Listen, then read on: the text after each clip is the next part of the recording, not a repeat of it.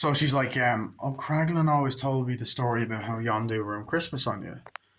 And, you know, he's like, aha, he probably hasn't heard the end of that story.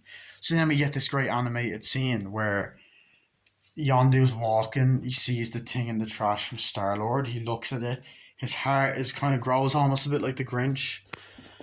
You don't see it grow, and then Star Lord opens up, gets his presents, and it's the two blasters. He's like, wow, he sees the thing from Yondu on his bed, and it's the two blasters he gets in the movie, and they're like, holy shit. Um, so I was like, holy fuck, that's great. But so I enjoyed that, and then like the whole he cut back, like, oh, that was how it happened. It's like, yeah, I just wanted to do something nice to you because you're always talking about it. I was like, yeah, it was a good Christmas present. It's saying, yeah, it's like, why would you do that? Well, Peter, that's wanted to do something nice, and it was Drax's idea, and I love that part earlier on. It was actually Drax's idea.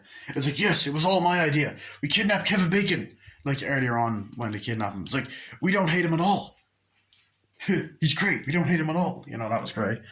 But I love that. Well, the reason we done it is because your father. He's like ego. Yeah, ego. He's what?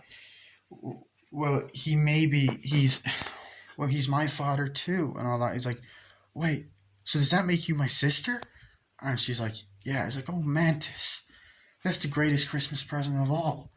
Gift that anyone can get. It's like, thank you, and they hug each other, and it's the shop hands out and it ends. And you get the great credits and the end, and it's just beautiful. It is honestly such a beautiful fucking scene, and even oh, he's my sister. I'm his sister. I'm afraid to tell him, and making Mantis the focus, I think, was a nice touch because, as I said, never disliked the character. I just kind of felt like she wasn't as interesting as the others. Other than she could feel the feelings, and obviously part of the reason why Thanos revealed that he killed Gamora in Infinity War was because Mantis had him under the spell or whatever. But I liked that more depth to her character, and a little bit of that set up for Guardians of the Galaxy Volume 3 with the whole, okay, so that's the relationship, their brother and sister. Um, but yeah, it didn't feel weird. And then you get, oh, but not only that, not even just the ending, but of course you get the scene where they're all giving gifts to each other. It's like, there you go. It's like Merry Christmas. Like, oh, but it's like, wow, that's amazing and all that. And I also love the part where Kevin Bacon says, what's that fin on your head to cry on? Oh, it's a thing I use to control an arrow. Haven't gotten the hang of it yet. You just kind of get flashbacks to Guardians of the Galaxy Volume 2. But he's like, oh, it's great. It's like, I got you presents and all that. Here you go. It's like, oh, that's awesome. And like, they have like the stick figures of all of them. It's like, oh, that's great. Oh, that's cool. Yeah, yeah. And the one of like Drax flipping the car over. It's like, wow. It's like, that's amazing and all that. It's like, here you go. I got you this. Like, wow. And then Rocket gives Groot something. Star-Lord gives Groot something. He opens it up and it's a Game Boy Advance. And he's like, oh, my, I am Groot and all that.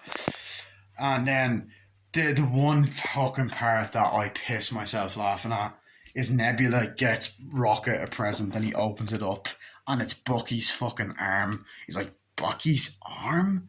He's like, yes. Don't ask where I got that or something. It's like that. Yes, Merry Christmas, whatever. Nebula's just like that. It's like, wow, and they're all exchanging gifts and giving them to each other. I thought it was a very sweet scene. It's like, oh wow. So it's a very sweet scene. But it's a great callback to the bit in Avengers Infinity War where Rocket's like, how much for the gun? And then Bucky's like, not for sale. He's like, not for sale. Okay, how much for the arm? Oh, I'll get that arm. So it's come full circle. But the credits are great, and then there's a great scene with that I knew they were going to do. I think I predicted this. I don't know if I said it on the channel, but the dress grew up as a Christmas tree to decorate. I was like, come on, come on, come on. Like, there you go. It's great. Oh, come on, Groot. You ruined it. And he drops it off. And it's a great cliffhanger. But, not cliffhanger. After credit scene. But this special I thought was amazing. I thought it was funny. I thought it was heartwarming. It was brilliantly written. It was visually stunning to look at. The CGI was great, actually, surprisingly. Um, it was had nice references to all of the Guardians of the Galaxy 1 and 2, and future references to the upcoming third one, and obviously Avengers Infinity War, Avengers Endgame, and all that. And it's just, it was a really nice thing and great to see these characters front and center again. And you know, um, because Thor: Love and Thunder as well. Like I just felt like they weren't in it enough, and to be honest, like they, you could have actually had them out of that movie, and it wouldn't have made a difference. But anyway, so yeah.